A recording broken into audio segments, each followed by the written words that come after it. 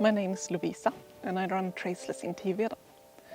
Today we are gonna load this beauty, Madame C, my wooden canoe on top of my car. And I'm gonna do this on my own for the first time in a good while, so yeah, it's gonna be interesting, to say the least, but it's gonna be fine. We'll be fine. Anyway, I've also made a video recently on how to load a kayak on your own.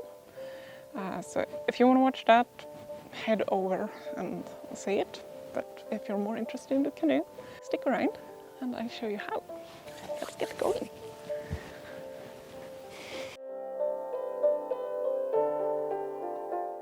Before loading the canoe, I move my rails 1 meter and 20 centimeters apart, something like that.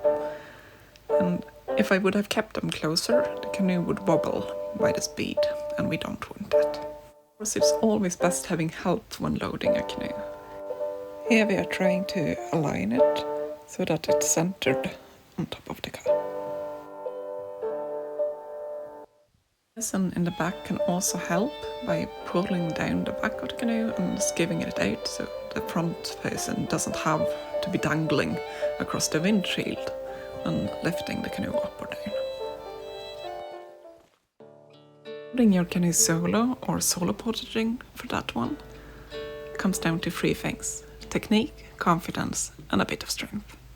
Here I stand by the middle of the canoe, I lift it into my lap, I climb the middle dwarf and push the closest gunwale down so that I can reach the opposite gunwale. And now I give the canoe momentum with my hips and swing it up. Now I can reach forward to balance the boat. And we're good to go. It's the technique. As for confidence, you need to believe you can do it, because there's no half-assing this. Otherwise you end up somewhere halfway. So now I just bring the canoe to the car. And you could do this backing towards the car as well, but I like to see what I'm doing. Here comes the point where I forgot that I've got a head and got stuck between the middle dwarf and the back of the car. It was easily fixed too. Just backed up a little, pushed the canoe up, leaning it on the front rail, and then I push it forward in place.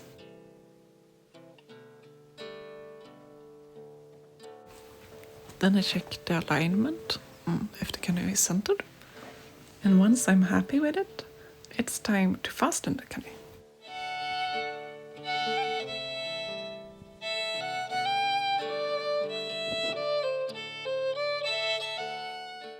I start by putting small pieces of pipe insulations on the rails to protect the gunwales. Then I grab the buckle of my strap. I push it underneath the side rail so that I catch both the side rail and the top rail. I fold the strap in half and tighten it. And now I can just walk around the canoe, lifting it on top of it instead of standing on one side and try tossing it across. Make sure the straps are flat. And same thing on the other side. Catch both rails with the strap. This makes sure that the canoe stays put instead of wiggling sideways. Keep the buckle away from the canoe so you don't make any marks on it, or put something under the buckle. And then I pull the strap as if my life depended on it. And I check the tension by strumming it with my fingers. If I'm only going like a few kilometers and in less than 50 kilometers an hour, I just put the strap in the door and keep it there. But if we're going further and in higher speed, I wrap the strap and pull it tight. This will not only secure it further, but a loose strap will also make a lot of noise while driving, and I find it quite irritating. So once I have tied the tail, I'm gonna repeat the same thing on the front rail, and let's go on adventure.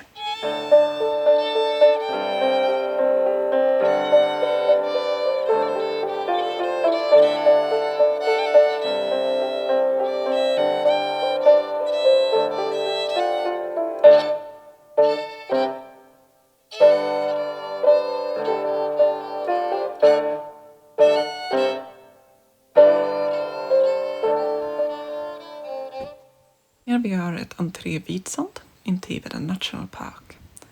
I'm loosening my straps, and for any local who's wondering, yes, relax, I parked somewhere else off camera. This spot is for the staff of the national park, but composition of frame, okay? And once it's all loose, I can pull the canoe backwards slowly and place the middle dwarf on top of my shoulders. Last but not least, as for strength when solo portaging, well, it depends on your capacity of course, but also the weight of the canoe. This one is 32 kilos, it's about 70 pounds, and it's what I can handle at the moment. And although this technique might seem like you're gonna break your neck or something, it's pretty safe, actually, once you get the hang of it and once you get the confidence to do it. There is no shame asking for help loading and unloading a canoe, but it's also quite empowering being able to do it on your own. I've tried a couple of methods that I use for loading the kayak on my own with the canoe, but it didn't work.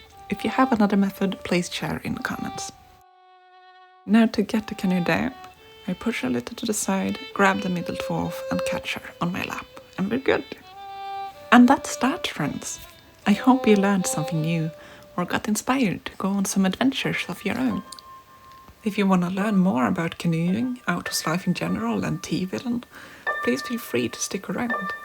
And I'll see you next time here in my neighborhood.